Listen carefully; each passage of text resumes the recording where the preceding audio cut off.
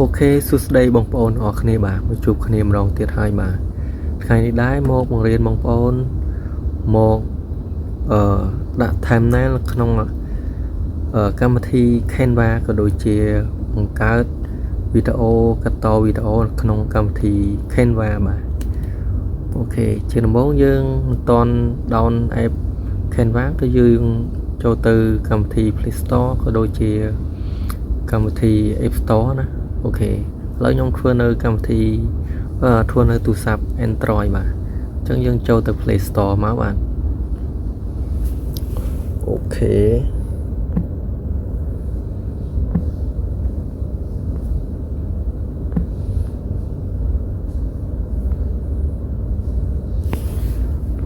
បន្ទាប់មកយើងចុច search មកបាទ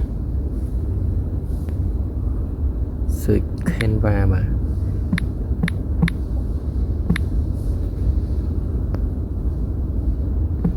អូខេឈ្មោះគឺបែបហ្នឹងបាទ Canva បន្ទាប់មកយើងចុច search មកបាទអូខេគឺនេះបាទកម្មវិធី Canva ណានៅលើគេនេះបាទគឺខ្ញុំ down រួចហើយអញ្ចឹងគឺយើងបើបងប្អូនអត់តន់ down គឺចុច download ទៅសម្រាប់ខ្ញុំគឺ download ហើយអញ្ចឹងខ្ញុំចុចបើកទៅបាទ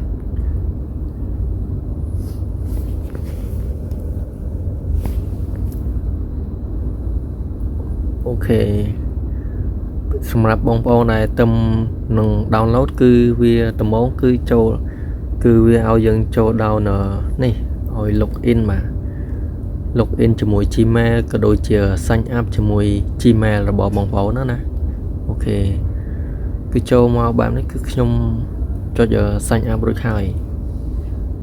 សម្រាប់បងប្អូនដែលមិនទាន់ sign up ពេលចូលដំបូងគឺវាឲ្យ sign up ជាមួយ Gmail បាទឥឡូវយើងចូលមករបៀបធ្វើ thumbnail ទាំងអស់គ្នាបាទយើងចុច search នៅខាងលើនេះណាអូខេយើងចង់ធ្វើវីដេអូដូចជា thumbnail លើទូរស័ព្ទដៃបាទអញ្ចឹងយើងsearch ពីphoto phone មកបាទ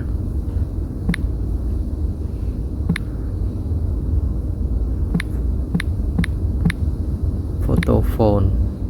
តោះមកយើងចុច search ទៅអូខេតោះមកវាចេញតម្រងច្រើនបែបនេះបាទ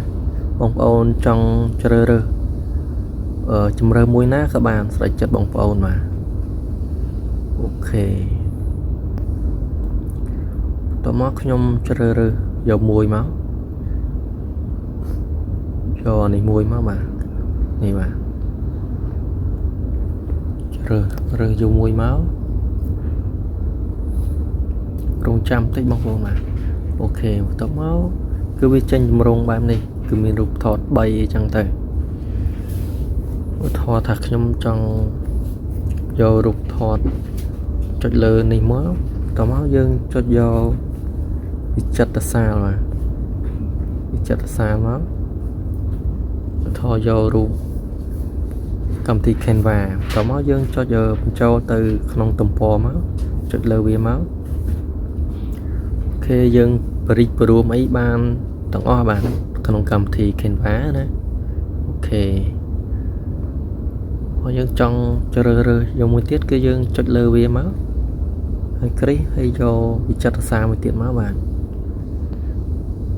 ចូលរូបនេះមកហើយបញ្ចូលទៅទំព័រម្ដងទៀតមក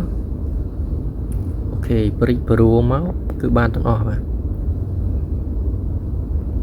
គឺបែបនេះបាទយើងដាក់ចូលបែបហ្នឹងទៅអូខេហើយនៅកន្លែងនេះគឺយើងមាន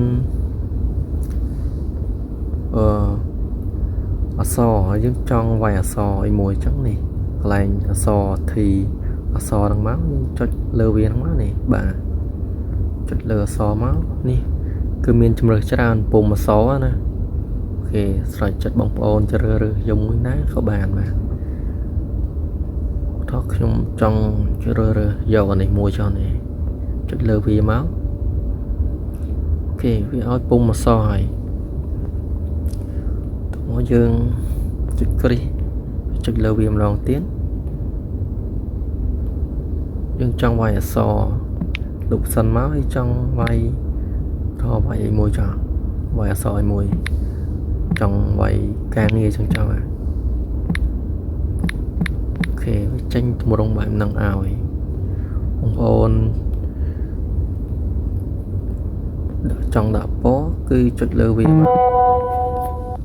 ខេចង់ដាក់ពណ៌ក្រហមគឺក្រហមបានបាទ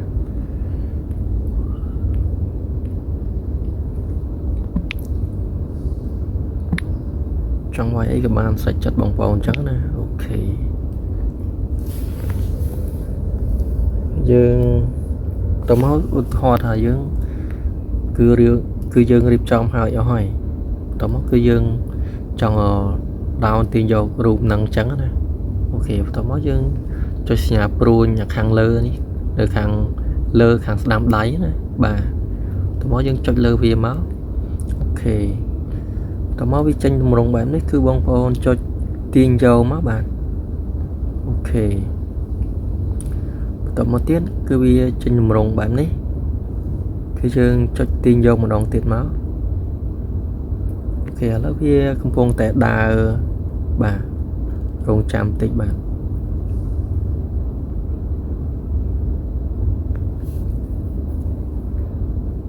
អូខេបន្ទាប់មកវាចេញបែបនេះយើងចុចបើកមកអូខេ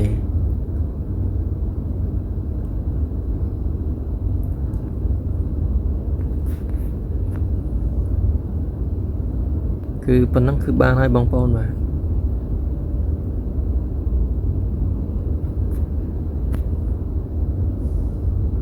បន្តមកយើងថយមកយើងចូលទៅgallery វិចិត្រសាស្ត្រក៏បានដែរអូខេចូលមកនេះគឺរូបនឹងយើងមិញណាយើងកាត់មិញណាអូខេវីដេអូនេះគឺជារបៀបបង្កើត thumbnail នៅក្នុងកម្មវិធី Canva បាទអូខេវីដេអូនេះគឺមានតែប៉ុណ្្នឹងបាទអរគុណច្រើនបាទសម្រាប់ការតាមដាន